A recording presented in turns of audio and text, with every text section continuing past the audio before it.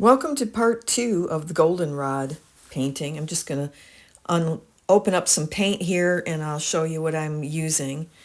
I've got and I don't want you to get too specific on colors. You just think about mixing what you have. All right, so I've got a turquoise, I put down a blue, a yellow, and I'm going to go back to that magenta that I started with, make sure I have some of that. Because the thing that you're trying to do here is create additional layers. When you're working with acrylics, you have to build layers to make it have that real beautiful, professional look to it. So I put out some of that burgundy because that's the color we started with, right? In part 1 of the Goldenrod videos, I showed that I was using this color as my or a red oxide, something along that line, whatever it was. It was very close to the burgundy I just put out. And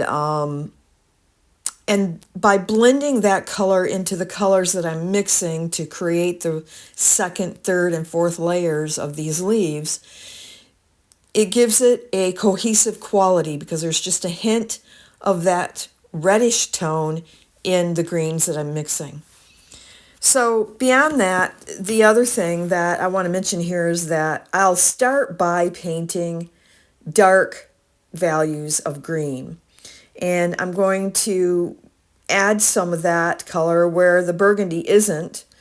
And but mostly I'm working on covering it. Now remember I told you that I used that color as my base because there were little spots on the goldenrod, probably from insects that, or maybe it's a water issue, how much water the plant received. But there are little tiny red dots on these leaves, and in order to accomplish that, I used the red first, and then I'm painting the green over it. So I'm not covering every single leaf completely with that next layer of paint. And that's the thing to remember as you're painting. You're not necessarily putting a layer down and then covering it up entirely. You're putting a layer down and then you're adding something lighter to it, which means I still want to leave behind my shadow areas. So a particular leaf may have 4 or 5 different values of green on it, but I'm not covering up each value. I'm just adding to it. So in other words, you're building from shadow to highlight as you paint. So when it comes to the actual flowerish part of the goldenrod, if you can call it that, it does have little tiny petals, but it's not necessarily what we think of when we think of flowers, is it? But these little flowery parts on it, later in the video, I want you to notice too that I'm not just painting yellow. It's actually a green. It's yellow enough that it appears to be yellow when I paint it. So I start with this very deep yellowy green, and I build up to a brighter, whiter yellow as I paint. And again, so it's the same process of working from shadow to highlight as you build up on the painting. And I'm using a very small round brush. I was using a flat brush, I believe, in the last part 1 of this video series.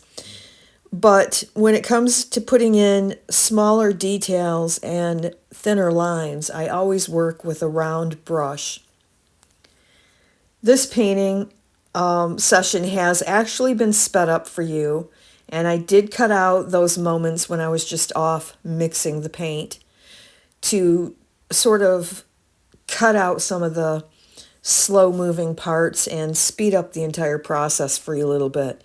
So just so you know, this entire painting session took me well over a half an hour, and I've cut out enough so that hopefully this video isn't quite as boring as it could be. But You can tell as we continue on through the painting how often I'm going back to what appears to be the same area and applying more paint. But each time I go back, I'm applying a color that is slightly lighter, and I'm not covering up everything that I had below, but I am adding to it. This gives the plant and each leaf a little more structure. And as the painting progresses, you'll see how it becomes more and more realistic as I do this as well. I tell most people I'm not really a realistic painter. I don't do photorealism. I typically want to paint straight from nature. So I started this painting. I actually had a piece of goldenrod sitting right there on the canvas with me, and I was using it as my reference material. I'm pretty sure as I was painting the second portion, it was off to the side, but it was still there so I could reference the coloring of it. I don't prefer to work from photographs, although there are times when I do work from photographs. Sometimes you just need that little extra bit of reference material. So here you see me starting to add additional little, we'll call them tiny leaves that are coming off of the stems. And these little tiny leaves, they won't have any of that deeper iron oxide or the red oxide or the burgundy, whatever color you happen to use, will work the same there. But then these little tinier leaves then become a little lighter and brighter because they don't have that deeper value underneath of them. And this too adds to the delicacy of those tiny little leaves. It makes them look more thin. They're thinner leaves, right? They're smaller, thinner leaves. They're brighter and lighter in color.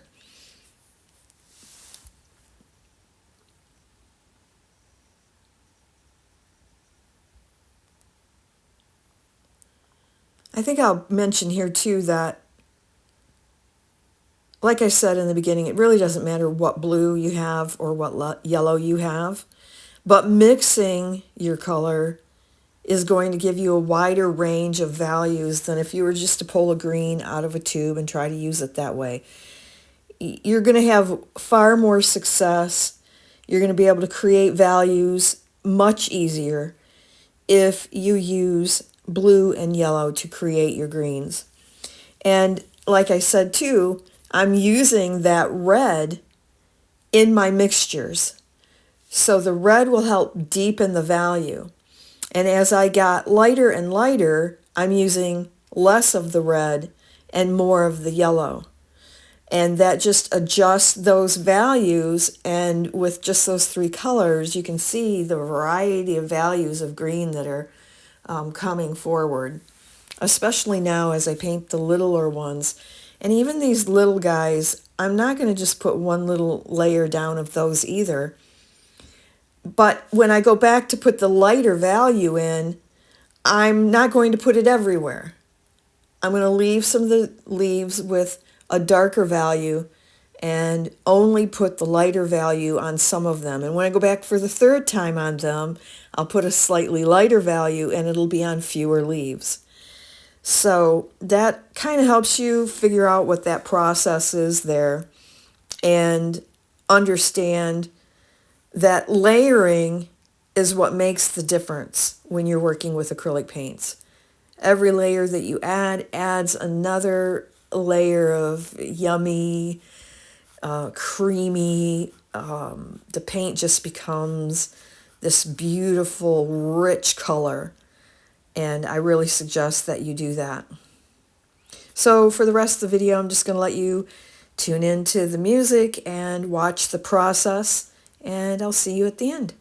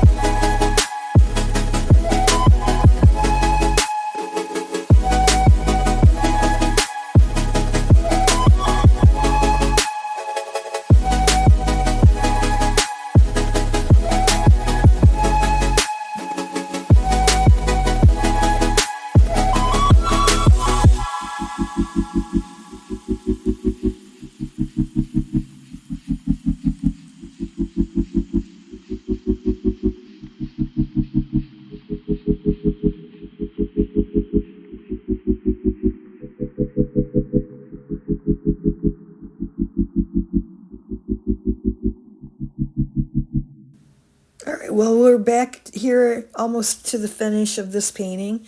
And here's what I was talking about when I'm adding the yellow. It's actually not yellow. If you were to paint it next to a yellow, you would see it's actually a green.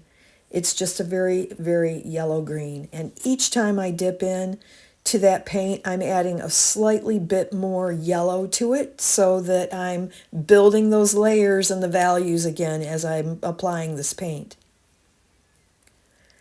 I hope you've enjoyed this video. It's been super fun to paint and show you the process of painting nature. Please subscribe if you've enjoyed this video.